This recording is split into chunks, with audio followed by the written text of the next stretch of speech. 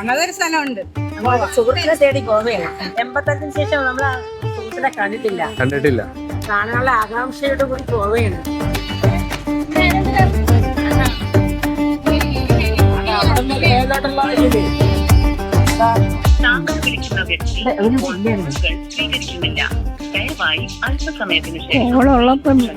സർപ്പൂന്ന് വർഷത്തെ ഇടവേളയ്ക്ക് കാണുന്നതല്ലേ തിരിച്ചറിയുന്നോ? നമ്മളറിയോ? ആശ അറിയോ?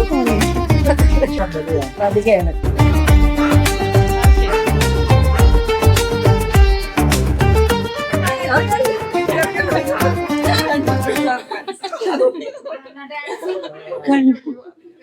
ഇതാണ് ഞാൻ പറഞ്ഞ സർപ്രൈസ് ഫ്രണ്ട്. പക്ഷെ ലിജിമാരി അന്ന് മറക്കാതിരുന്നതിന്റെ പ്രധാന കാരണം കവിത കേട്ടോ.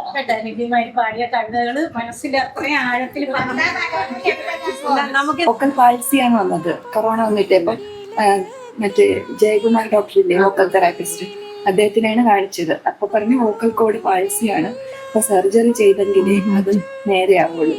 തുളസി പൂക്കടവിൽ ഉറങ്ങാത്ത മിഴികളുമായി ഉപവസിക്കുവതാരോ. ശബ്ദം കേട്ടില്ല. അപ്പൊ ഞാൻ നിന്നു, മനസ്സിലായില്ല. അങ്ങനെ വലിയ വിഷമം തോന്നും നമുക്ക്. അത് പിന്നെ ഇങ്ങനെ വരുമ്പോ ചിലപ്പോ ഇച്ചിരി ശബ്ദം കിട്ടും. 4 വരി, എന്തെങ്കിലും ഒരു 4 വരി.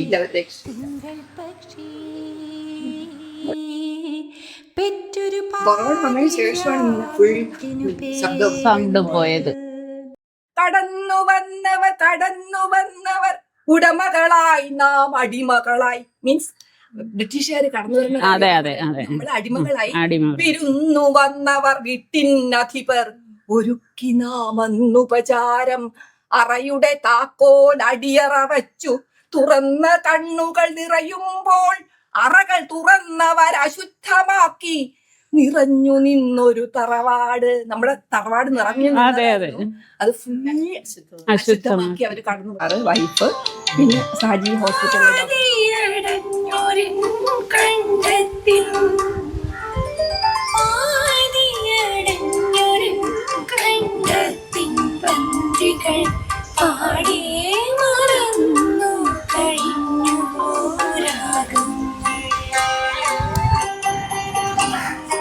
കരയിപ്പിച്ച് കളക്കണ്ട. എനിക്ക് അപ്പോഴാണ് മെസ്സേജ് ആദ്യം ലിജി എന്നും പറഞ്ഞാണ് ഇടുന്നത്. പിന്നെ ഞാൻ നിങ്ങൾ ആര് കാണുന്നതിന് മുമ്പ് പെട്ടെന്ന് അത് ഡിലീറ്റ് ആക്കി. ജയശ്രീ ഇങ്ങനെ പറഞ്ഞപ്പോഴേ പുസ്തക പ്രകാശനത്തിന് പോയി എന്ന് പറഞ്ഞപ്പോഴത്തേക്ക് അപ്പോഴെനിക്ക് ഓർമ്മ വന്നു ലിജിയുമാര് തന്നെ.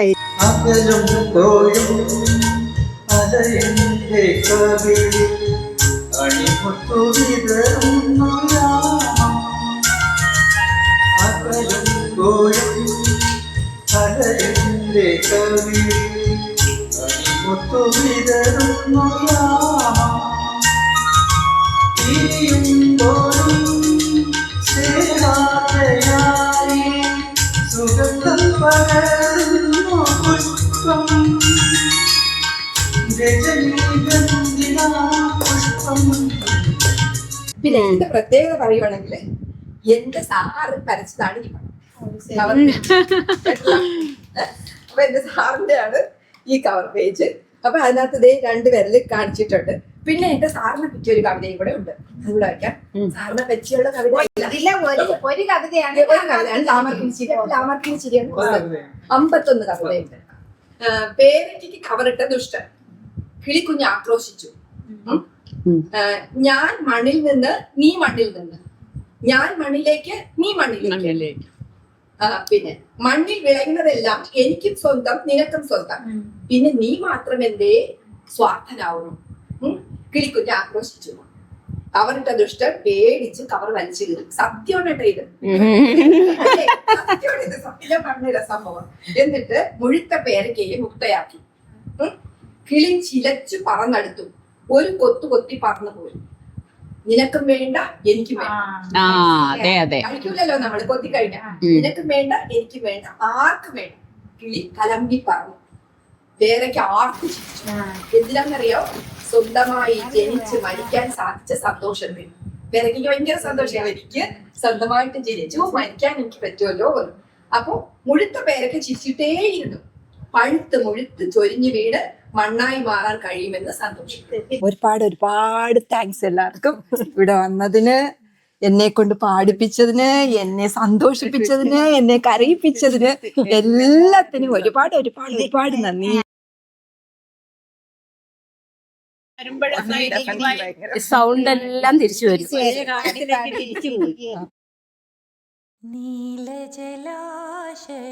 Bye bye. ഓക്കെ, അപ്പൊ അടുത്ത വീഡിയോ എന്തോ പ്ലാൻ? അടുത്ത നമ്മൾ പ്ലാൻ ഞങ്ങള് അറിയിക്കും. അത് സസ്പെൻസ്. ഓക്കെ, അടുത്ത സസ്പെൻസ്.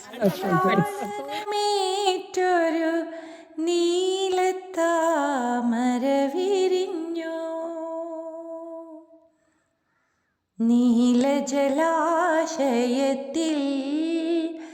ഹംസങ്ങൾ നീരാടും പൂങ്കുളത്തിൽ, നീർപ്പോളകളുടെ ലാളനമേറ്റൊരു